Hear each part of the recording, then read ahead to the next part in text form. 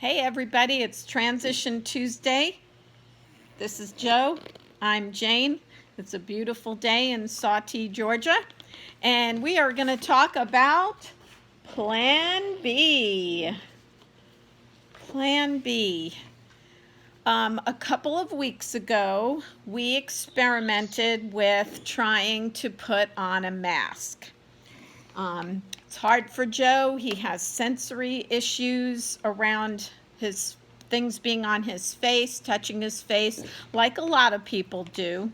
We talked about how it's not a discipline issue or a control issue. It's just a manifestation of a person's disability. Sometimes it could be brought on by trauma early in childhood, and there's all different reasons. Autism, sensory issues. In Joe's case, I think it's because he has a narrow airway and he was intubated for a long time as a baby, and breathing is a real thing for Joe. So we could not wear the mask, and you all were so sweet. When we did that video, we got so many responses and ideas about different things that might help.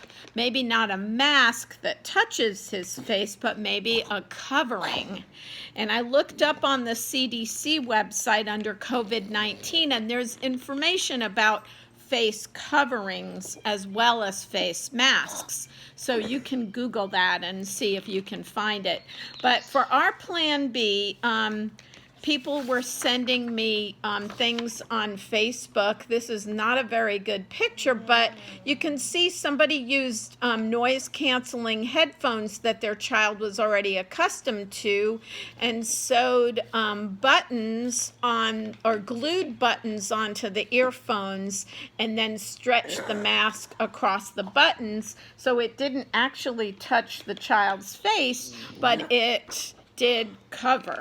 Because the whole idea is to avoid getting sprayed on and also spraying out. And, you know, Joe kind of does spray out a little bit. So, but here is the most exciting thing. My friend Annette and her husband Mike showed up at our house the week after we did that, or the end of the week, Friday, the Friday after the Transition Tuesday when we did that video. And she asked me a couple of questions.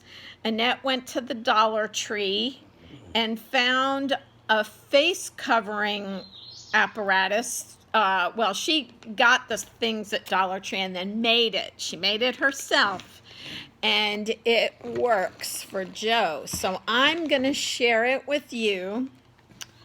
So she got a pair of safety glasses, some bolts, a headband, but the headband has holes in it, so you can use the hole. Smart, right? And then she got a piece of fabric, and she made different kinds. Some have Velcro, but they have pockets. This has snaps in it, so you can put a dryer sheet in there as a filter. It's removable, it's washable. It's great. The Velcro is so that you don't have to unbolt this. So we have a washcloth with Velcro, so you can put it on the headband, and this is like a little pocket. So we have all these different options. Everything is washable, and with Joe's permission, are you willing to demonstrate this morning? Are you willing to demonstrate putting on your face covering? Yes, thank you. All right.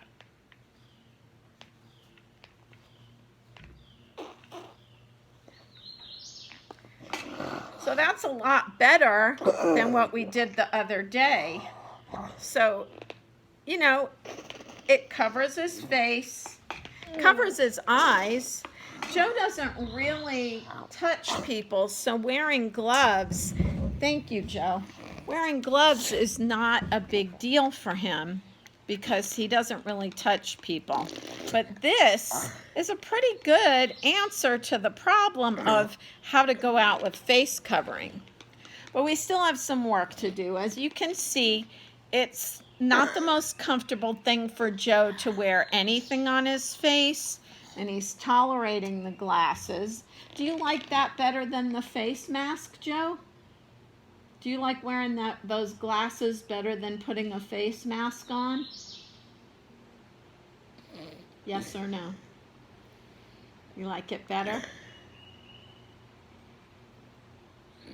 Yes, he does. So here's what Mom decided to do. Teenager. So we've been doing these choice boards, and Joe practices daily living skills by choosing what he wants to practice. And we have different kinds. We have employment, we have daily living skills, education, which we're in summer now, so that one's on the back burner, and this is living in the community. So we changed Plan B. Instead of emailing people, we added going outside wearing a face covering. So now Joe can choose on a given day. We usually do living in the community on Thursdays, but today we're doing it because it's Plan B. So Joe, which one do you choose? Connect with a friend on FaceTime, going outside wearing a face covering, or a social media post? So touch my hand when I get to the one you choose for today.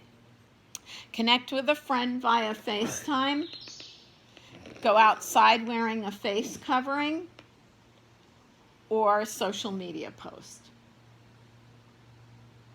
Let's try it one more time. Touch my hand when I get to the one you want to do.